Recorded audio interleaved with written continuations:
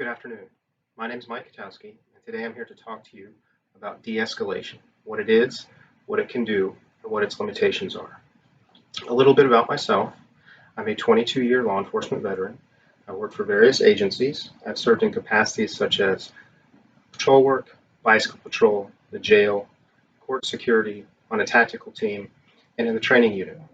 I'm currently the training division for my agency, which serves 700 officers. I am a post-general instructor, firearms instructor, defensive tactics instructor, and an emergency medical instructor. So what is de-escalation? Let's talk about that. De-escalation has been around for many years, and in the law enforcement community, we've known it by many names: verbal judo, crisis intervention training, and interpersonal relations. At the end of the day, what it boils down to is we're training our officers to learn to speak with people and to empathize with people. It helps us gain trust with both the individual going through a crisis and also helps the community understand that we are not resorting to violence as our first response for everything.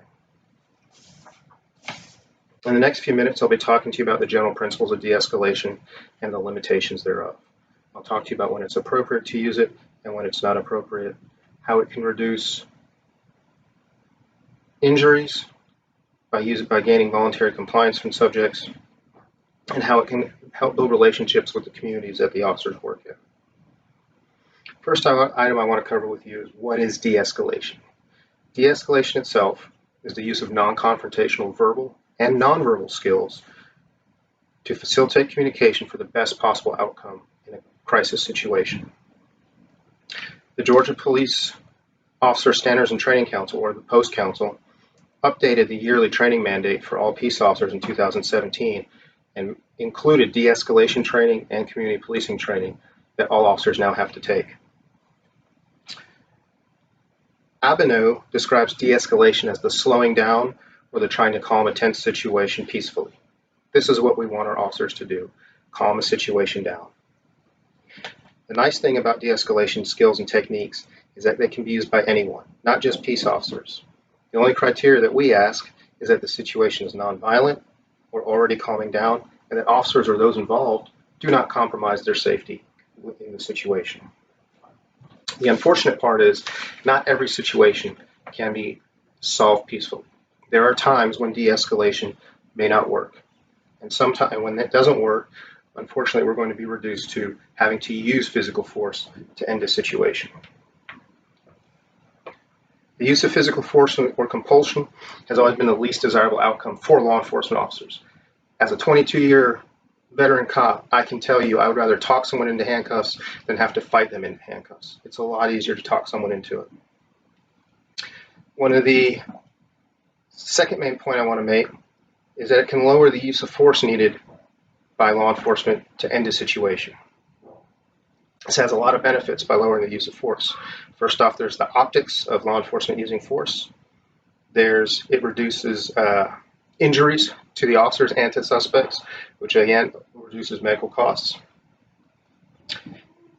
But again, more importantly, it helps that interaction with the law enforcement agency and the community that it serves.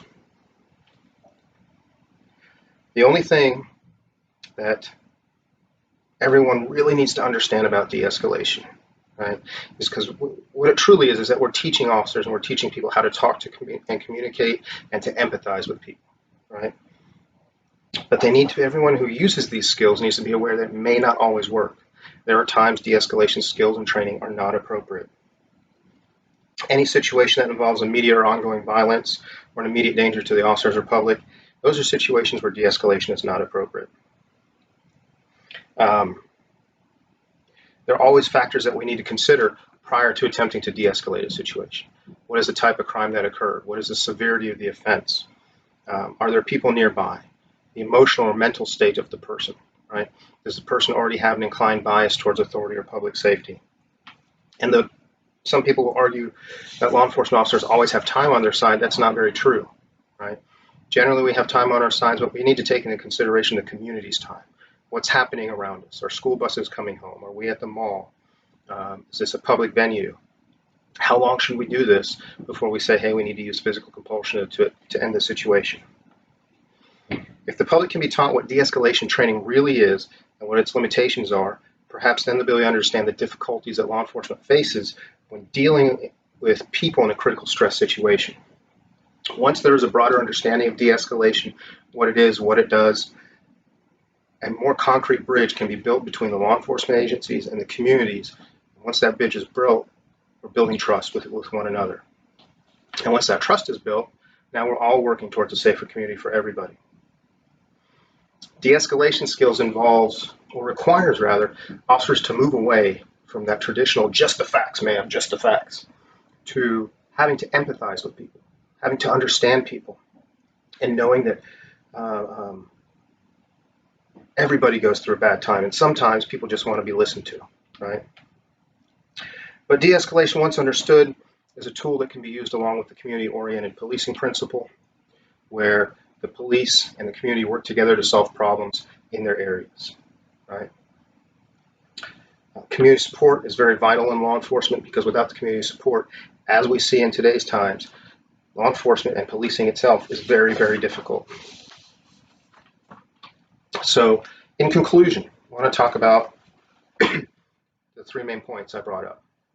One, de-escalation skills and tactics are useful tools for law enforcement officers as long as the law enforcement officer and the public understands the limitation and constraints in which de-escalation can be used and what it should be used for. The really key thing about de-escalation skills and training is that it's something that everybody can use. Everybody can use de-escalation skills.